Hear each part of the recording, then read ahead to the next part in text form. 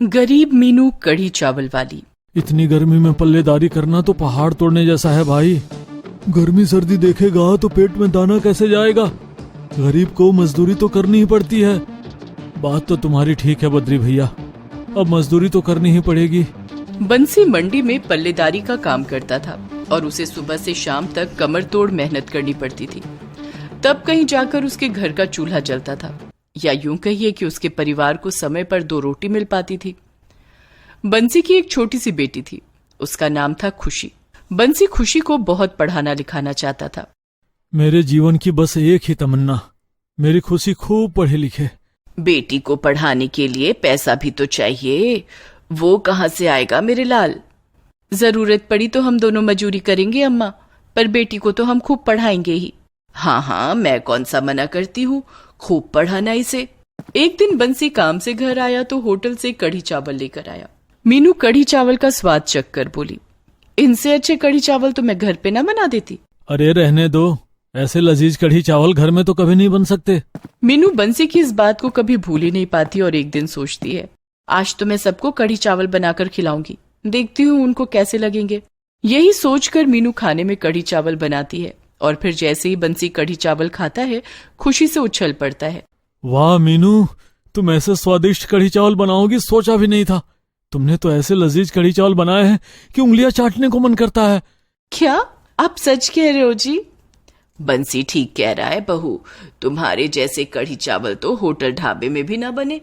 मेरी मानो तो तुम कढ़ी चावल का ढाबा खोल लो मीनू, खूब चलेगा। समय बीतता जाता है।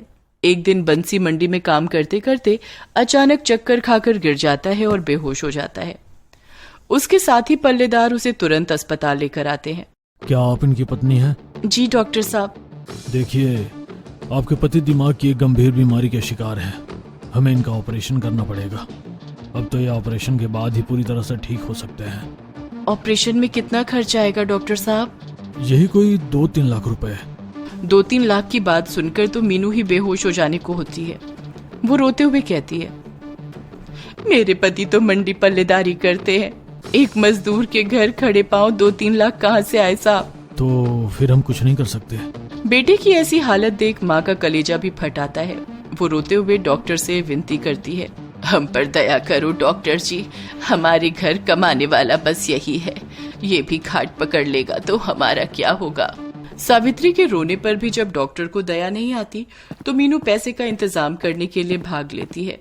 वो महाजन के घर जाती है और रोते हुए उनको सारी बात बताती है, मगर महाजन कर्ज देने से मना कर देता है। मैं तुम्हें किसके भरोसे पर पैसे या कर्ज दूं? मूल तो दूर की बात है, तुम तो सूद तक ना दे सकोगी। ये कहकर महाजन उसे खाली हाथ लौटा देता है और उस दिन के बाद बंसी घर में बिस्तर पकड़कर लेट जाता है। साथ ही कुछ दिनों में घर में खाने के लाले पड़ जाते हैं। खुशी का स्कूल छूट जाता है। मीनू बेटी, हमारा तो भूखों मरने का हाल हो गया है, अब तो तुम्हें ही कुछ करना पड़ेगा। माँ जी आप चिंता न करें, मैं मेहनत मजदूरी करूंगी तो सब ठीक हो जाएगा। हाँ बेटी, कुछ तो करना ही पड़ेगा। एक दिन मीनू घर से मजदूरी की तलाश में निकल जाती है, मगर सारा दिन भटकने पर भी उसे कहीं काम नहीं मिलता। वो भूखी प्यासी सड़क के किनारे बैठ जाती है। तभी वहां नथुलाल नाम का एक आदमी आता है। काम करोगी क्या? काम के लिए तो भटक रही हूँ बाबूजी, क्या काम करना होगा? मैं हलवाई नथुलाल, आज मुझे एक भंडारे में कढ़ी चावल बनाने हैं, बस उसी काम में मदद कर देना। ये सुनकर मीनू मन ही मन ईश्वर का धन्यवाद करती है और फिर नथुलाल से कहती है, एक बात कहूँ चाचा, कढ़ी चावल तो मैं आपसे भी ज्यादा लजीज बना सकती हूँ। ये बात है तो आओ और अपना जादू दिखाओ, पर देख लेना स्वाद बिगड़ा तो माफ नहीं करूंगा। ऐसी नौबत कभी ना आएगी चाचा।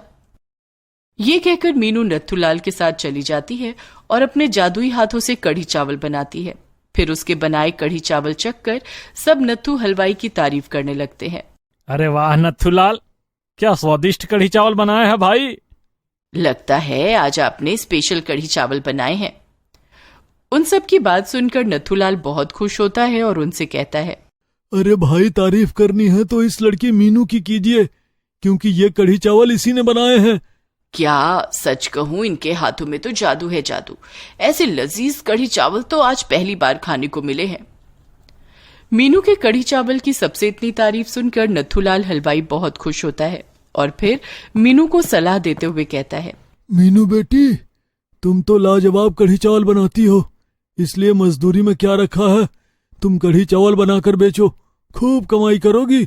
आप ये क्या कह रहे हैं चाचा? मैं ठीक कह रहा हूँ बेटी, थोड़ी मेहनत करोगी तो जरूर सफल हो जाओगी। ये सुनकर मीनू की खुशी का ठिकाना नहीं रहता। घर जाते ही कढ़ी चावल की ठेली लगाने का निश्चय करती है और अपने कानों में पहनी सोने की बालियां उतार कर सुनार की दुकान की तरफ चल देती है। 20,000 मिलेंगे। दे दीजिए। फिर जैसे ही मीनू के हाथ में पैसे आते हैं वो उसी दिन से बाजार में कढ़ी चावल की ठेली लगा लेती है। आइए आइए, मीनू के लाजवाब लजीज कढ़ी चावल खाइए, 30 रुपए में हाफ और 50 रुपए फुल प्लेट। मीनू जैसे ही आवाज लगाती है ग्राहक उसके आसपास इकट्ठा होने लगते हैं।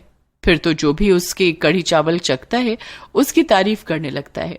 वाह जी वाह, मजा आ गया, सच में लाजवाब कढ़ी चावल बनाती हो, एक फुल प्लेट कढ़ी चावल घर के लिए पैक कर दो। धीरे धीरे मीनू का कढ़ी चावल का काम अच्छा चलने लगता है और उसकी खूब कमाई होने लगती है। उसके घर के हालात सुधरने लगते हैं और बेटी फिर से स्कूल जाने लगती है।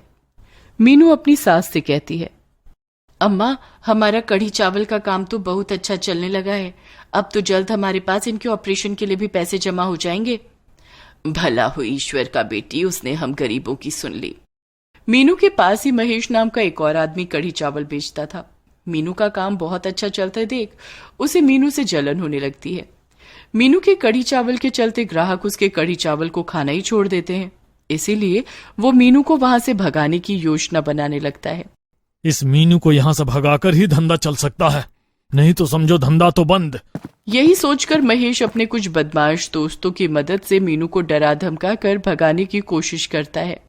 सुनो ओए कढ़ी चावल वाली, आज तो आ गई, आज के बाद यहाँ दिखाई दी तो तेरी ठेली के साथ साथ तेरी भी बैंड बज जाएगी, समझी? मगर मीनू उनके डराने के बाद भी वही ठेली लगाकर कढ़ी चावल बेचती रहती है, जिससे महेश के बदमाश साथियों को उस पर बहुत गुस्सा आता है और वे उसकी ठेली पर तोड़फोड़ मचाने लगते हैं और मीनू रोने लगती है। कोई बचाओ, कोई मुझ गरीब की ठेली को बचाओ भाई, ये बदमाश तो मेरी ठेली तोड़ रहे हैं। मीनू ये कही रही होती है कि तभी सुमन नाम की महिला बदमाशों से भिड़ जाती है। ये तोड़फोड़ बंद करो।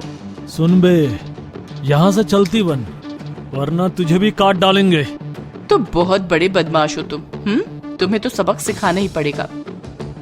ये कहकर सुमन जैसे ही फोन मिलाती है तुरंत पुलिस आ जाती है। पुलिस को देखते ही बदमाश भागने की कोशिश करते हैं मगर भाग नहीं पाते। पुलिस उनको गिरफ्तार कर लेती है। उनकी गिरफ्तारी के बाद सुमन मीनू से कहती है, मैं इस शहर की नई एसपी हूँ, आज के बाद ये बदमाश तुम्हें कभी परेशान नहीं करेंगे।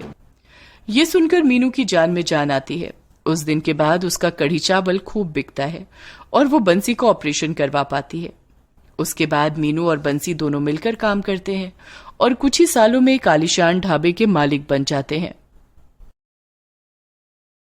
दोस्तों आ ही गए हो तो चैनल को सब्सक्राइब कर देना और वीडियो अच्छी लगे तो लाइक और शेयर भी कर देना और बेल आइकन जरूर दबा देना ताकि आपको नए वीडियोस की नोटिफिकेशंस मिलती रहे।